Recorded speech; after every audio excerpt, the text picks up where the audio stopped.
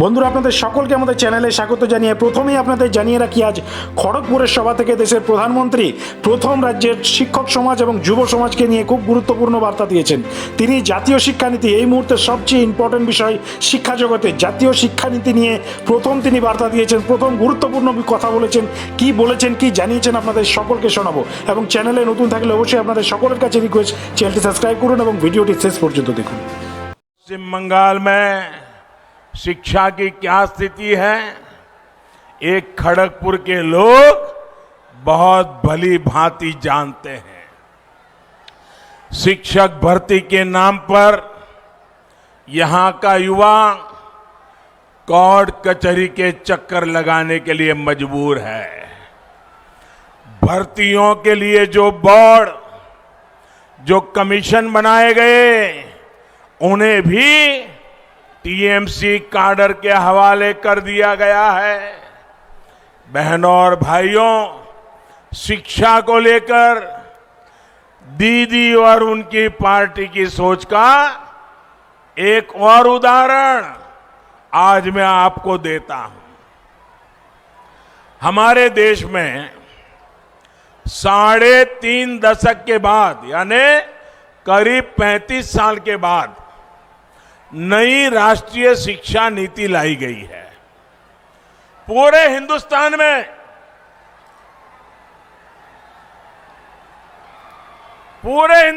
में ये नई शिक्षा, राष्ट्रीय शिक्षा नीति की तारीफ हो रही है और इसका मकसद है 21वीं सदी की जरूरतों के अनुसार शिक्षा में बदलाव हो।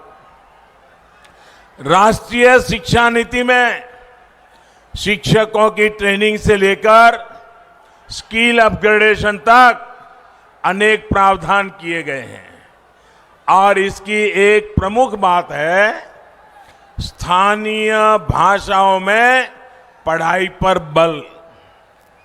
टेक्निकल एजुकेशन हो, मेडिकल की पढ़ाई हो या फिर प्रोफेशनल कोर्स, इन सब में स्थानीय भाषाओं पर जोर दिया गया है।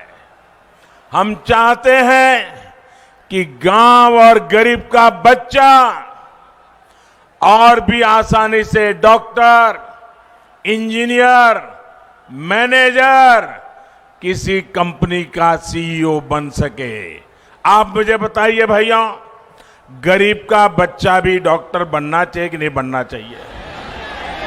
गरीब का बच्चा भी इंजीनियर होना चाहिए कि नहीं होना चाहिए?